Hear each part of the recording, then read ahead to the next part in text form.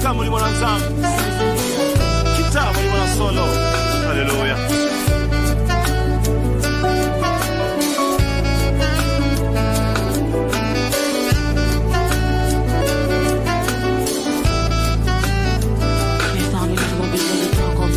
Alléluia.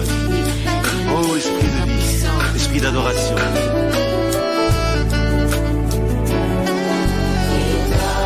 Kitabu ni mwananzangu. Nakamuli mwana solo. Naka, tous les bicos sans sur la terre. Viens, nous ne savons pas adorer comme il faut. Viens nous prêter les mots de Dieu. Nous allons essayer d'expliquer au peuple de Dieu, de partager une pensée très importante dans ce livre d'Ézéchiel où nous voyons que Dieu voulait accomplir une mission qui est aussi une mission évangélique et une mission aussi de foi. Voilà pourquoi il voulait le faire avec cet homme d'Ézéchiel qui était son serviteur aussi. C'est comme au jour d'aujourd'hui, Dieu peut aussi te choisir malgré ton état, malgré ta classe sociale. Si Dieu veut t'utiliser, il ne tient pas compte de toutes ces choses. Lui, son problème, c'est atteindre l'objectif. Et il choisit Ézéchiel. Et la Bible nous dit, dans cette pensée, qu'il transporta Ézéchiel en train de déclarer, en train de parler, de nous montrer, de nous révéler ce qui s'était passé entre lui et Dieu. Il dit que le Seigneur le transporta en esprit et le déposa au milieu d'une vallée remplie d'ossements, et ces ossements étaient desséchés. C'est une dimension très importante. S'il faudrait que nous puissions un peu entrer en profondeur, se posant des questions aussi. Pourquoi Dieu ne pouvait-il pas l'utiliser à la dimension de la chair? Dieu a utilisé la dimension de l'esprit. C'est pourquoi il a préféré le transporter, donc le faire quitter de la dimension de la chair. Parce que lorsque on évolue par rapport à la chair, il nous est difficile, enfants de Dieu, d'accomplir véritablement la mission de notre Seigneur, qui, au-delà de tout, agit dans la dimension de l'esprit. La Bible nous dit que les œuvres de la chair sont contraires, ainsi que les désirs de la chair, contraires aux désirs de l'esprit. L'esprit cherche à accomplir ce qui est de Dieu. Et lorsque on n'atteint pas cette dimension de l'esprit, nous allons automatiquement accomplir le désir de la chair. Dieu même dit qu'il est esprit. Et ceux-là qui doivent l'adorer doivent le faire en esprit et en vérité. En esprit, c'est pour être en communion, en relation importante avec le Seigneur. Parce que lui-même, il est esprit. On ne le voit pas physiquement, on ne le voit pas par la chair, mais on le voit par l'esprit. Même quand il doit opérer, il le fait par l'esprit et cela se matérialise. Voilà pourquoi les choses de l'esprit nous amènent à expérimenter le miracle de Dieu. Alors pourquoi j'aimerais dire à quelqu'un, même à celui qui n'a pas encore accepté le Seigneur, parce qu'il est vivant, il opère, il est là. Question aussi de l'accepter. Lorsque tu prendras la décision de l'accepter dans ta vie comme ton Seigneur et ton Sauveur, il est capable de te ramener aussi à la dimension de l'esprit pour que tu sois son enfant. Pour que tu sois un héritier et un co-héritier avec le Seigneur. La vie que nous pouvons mener en dehors de la volonté de Dieu, en dehors de l'esprit, c'est une vie de la chair. Or, il est dit dans la Bible que nous sommes dans le monde, mais nous ne sommes pas de ce monde. C'est pour dire que nous sommes de pèlerins. Et le païen, et nous les chrétiens, en fait, ceux-là qui l'avons déjà accepté, donc nous sommes en train de marcher tout en étant dans ce monde, sachant que ce monde ne nous appartient pas. Nous devons que chacun puisse se préparer parce que nous avons une cité qui est réservée pour nous. La cité nouvelle, la nouvelle Jérusalem. Écoutez, Église, écoutez aussi, peuple de Dieu, parce qu'il y a ceux-là qui sont enfants de Dieu et ceux qui sont créatures de Dieu. Le livre de Jean, Jean 1 nous dit, de 11 à 12, à tous ceux qui l'ont reçu, à ceux qui croient en son nom, il donne le pouvoir de devenir enfants de Dieu. Donc tout le monde n'est pas enfant de Dieu. Il y a des miracles qui sont réservés aux enfants de Dieu, ceux qui sont dans la bergerie de l'Éternel. Il dit que j'ai d'autres brebis qui sont hors de ma bergerie. Ces brebis-là, elles entendront ma voix et elles viendront. J'aimerais que ce message, toi qui m'écoutes, si tu ne l'as pas encore accepté, c'est Jésus-là qui est bon, il est temps de l'accepter parce qu'il va t'accepter quel que soit ton état, quel que soit ce que tu es, ce que tu as. Le problème, c'est de prendre seulement la décision, de revenir parce que c'est Dieu qui t'a créé.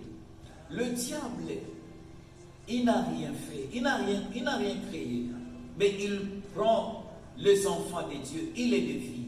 Voilà. Avant d'évoluer, je pense qu'il y a quelqu'un qui n'a pas le temps de chercher la face de Dieu, qui n'a pas le temps de chercher la vraie identité, la vraie adresse. Ton adresse n'est pas là où tu es. Ton adresse n'est pas là où tu pars. Ton adresse, ce n'est pas ce que tu fais, mais ton adresse est en Jésus-Christ de Nazareth. Si tu l'acceptes, il va t'accueillir, il va te changer, il va te transformer. Voilà pourquoi, à travers de ce message, je tiens à signaler qu'il est encore temps pour toi qui es en dehors de Jésus, pour toi qui es encore en train de servir le diable, qui est en train encore de servir le monde, il est temps de revenir. Parce que tu peux tout avoir, tu peux avoir beaucoup d'argent, tu peux avoir des maisons, des véhicules, mais lorsque tu n'as pas Jésus, tu es un malheureux. Tu es un malheureux parce que au jour de ta mort, toutes ces choses resteront. La Bible dit, que servira-t-il à un homme de gagner tout le monde et de perdre son âme? Là, je voulais un peu aussi parler sur les enfants de Dieu qui ont accepté le Seigneur, mais qui ont perdu la foi. Une fois que nous perdons la foi, nous ne sommes plus agréables au devant de ces dieux-là. Une fois que nous perdons la foi, nous ne sommes plus comptés comme enfants de Dieu. Parce qu'il est dit que celui qui n'a pas la foi n'est pas agréable devant moi. Mais celui qui n'est pas agréable devant le Seigneur, comment pourra-t-il recevoir des choses de Dieu? Écoutez, peuple de Dieu, ce livre ici nous enseigne beaucoup de choses.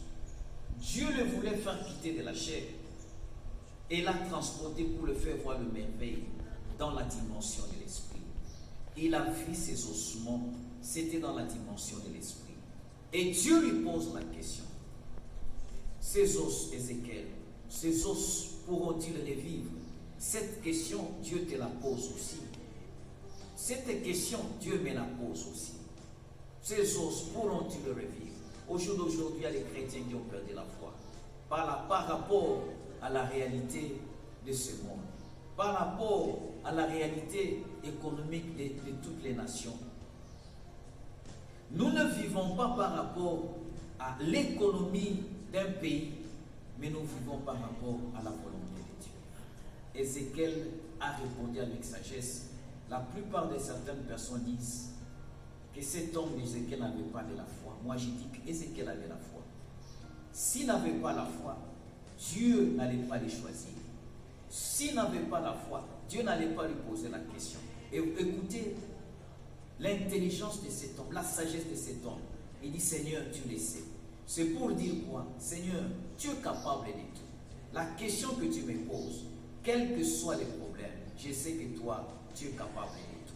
Et je dis à quelqu'un, la situation que tu traverses, tu te poses tant de questions, de difficultés que tu traverses, toi chrétien. Dieu te pose la question par rapport à la situation que tu traverses. Quelle est la réponse que toi tu peux donner? Au jour d'aujourd'hui, ce n'est pas Ézéchiel. Au jour d'aujourd'hui, c'est toi, bien-aimé Trésor. Au jour d'aujourd'hui, c'est toi, frère Mathieu. Au jour d'aujourd'hui, c'est toi. Quelle est la réponse que tu vas devoir donner? Ézéchiel était sage. Voilà, à travers de sa réponse, qui a régi aussi les cœurs de Dieu. Dieu a constaté que cet homme m'a donné de la considération. Il dit, Seigneur, toi tu le sais. Et c'est pourquoi, dans la dimension de l'esprit, Ézéchiel pouvait dire, Seigneur, il n'y a rien de ce qui est impossible à toi. Voilà pourquoi j'aimerais dire à quelqu'un que quel que soit le problème que tu traverses, le Seigneur veut t'utiliser toi-même pour ton problème là. Pour la solution, la délivrance, la guérison, ta maladie, la maladie qui te dérange là. Si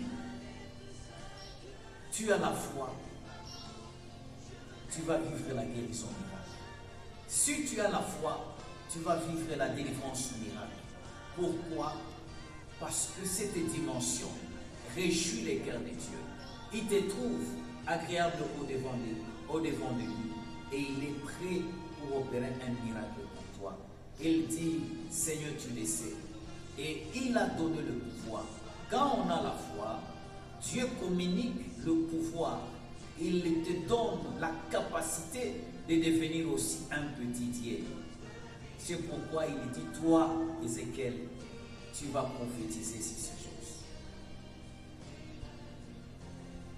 Et celui qui va prophétiser sur sa vie, sur sa difficulté, voilà, ses os étaient dispersés. Mais Dieu pouvait le faire parce qu'il est Dieu. Mais Dieu a voulu utiliser cet homme d'Ézéchiel pour le faire participer aux merveilles de miracles de Dieu. Il le dit, prophétise. Et quand Ézéchiel a obéi, il a fait, et les choses c'était un miracle. Les ossements qui étaient dispersés, ces ossements qui étaient secs, sans vie, sans espoir. Il y a des gens qui mènent maintenant, qui traversent des moments de sécheresse, des moments inexplicables. Je te dis de ne pas te décourager, parce que tu as un pouvoir qui est en toi. La Bible nous dit dans le livre de Luc 10, 19, que je vous ai donné le pouvoir de marcher sur le serpent et les scorpions, et sur toute la puissance de l'ennemi. Rien ne pourra vous nuire. Donc on a un pouvoir que nous devons exploiter. On a l'insigne de l'Éternel. Tu n'as pas besoin de faire des gymnases, pas besoin d'aller voir le féticheur, mais parle, ordonne à ces problèmes-là. Et Zacharie dit, qui es-tu grand montant devant Zorobabel? Tu seras aplani. Dieu est là. Dans ton problème, tu vas voir la solution. La situation ou les situations qui étaient dispersées par le diable, ta maladie que le diable t'a imposée, ton problème, et ce matin ici, si tu crois en ce Dieu-là, il est capable de te faire aussi un homme de miracle. Donc, tel que tu es là, ayant accepté Jésus dans ta vie, tu es un homme de miracle. Tout est possible à celui qui croit. Or, pour cette journée, que le Seigneur vous bénisse. Et que ceux-là qui ne l'ont pas encore accepté, vous perdez le temps d'aller voir le magicien, d'aller voir les conçus, d'aller voir le féticheur. Je me rappelle dans la Bible, cet homme de Simon magicien qui faisait de la magie. Mais un jour, il a vu l'homme de Dieu qui prêchait l'évangile avec une démonstration de la puissance de Dieu, de la puissance du Saint-Esprit, qui recrée. Parce que la puissance de Dieu recrée même là où le diable l'avait détruit. La Bible dit qu'il est le réparateur des brèches. Même là où il y avait une situation impossible, une maladie incurable, la médecine a déclaré incurable, mais Dieu n'a pas dit. Lorsque Dieu dit, ce sont des témoignages. Il est Dieu, il est vivant, il continue à opérer. Ayons foi, ce Dieu-là, Retournons à ce Dieu-là. Vous ne l'avez pas accepté encore, il est temps de l'accepter. Simon le magicien, quand il a vu la puissance de Dieu, il était perdu. Il a voulu même négocier qu'on puisse lui vendre la puissance de Dieu, les Saints-Esprit. C'est pour dire que Dieu est au-dessus. Voilà pourquoi nous voyons les magiciens, nous voyons les Rosicruciens, nous voyons des gens qui ont fait des histoires, des sorciers qui finissent par se convertir, se répandre et Dieu les accueille. Là où Dieu, malgré ton problème, malgré ta difficulté, ne te fais pas du mal. Il ne faut pas te pendre, il ne faut pas te suicider, il ne faut pas aller voir le magicien, le marabout. Viens seulement Jésus. Tu seras sauvé. Il t'attend à bras ouverts. Il t'attend avec amour parce que lui, il est amour.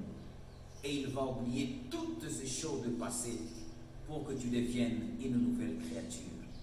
Un instrument de miracle pour la gloire de ces dieux. Nous allons prier. Seigneur, je bénis ton nom pour ce matin, ce petit moment que tu nous as donné, d'annoncer ta parole, d'annoncer l'évangile. Nous voulons que cette parole, telle qu'il est dit dans ta parole, que tu as toujours été derrière ta parole, pour l'exécuter. Nous voulons que tu fasses quelque chose, afin de pouvoir réconforter, encourager encore ma soeur et mon frère, qui a tendance à perdre sa foi, tendance à abandonner les seigneurs. Et le Saint-Esprit ne peut jamais collaborer, opérer avec un chrétien qui perd sa foi, qui fait naufrage par rapport à la foi. Voilà pourquoi Jésus, nous t'appelons, afin de redresser tout cela qui a été courbé et de pouvoir essayer de toucher les cœurs de mes frères et sœurs. Je les appelle mes frères et sœurs parce qu'ils sont des créatures, parce que tu as besoin d'eux. Ils sont comme des ossements qui ont été dispersés par les diables. Mais ce matin, ta parole peut le rassembler pour qu'ils deviennent tes enfants, qu'ils reviennent dans ta bergerie, afin qu'ils soient une âme forte à ta gloire, Jésus.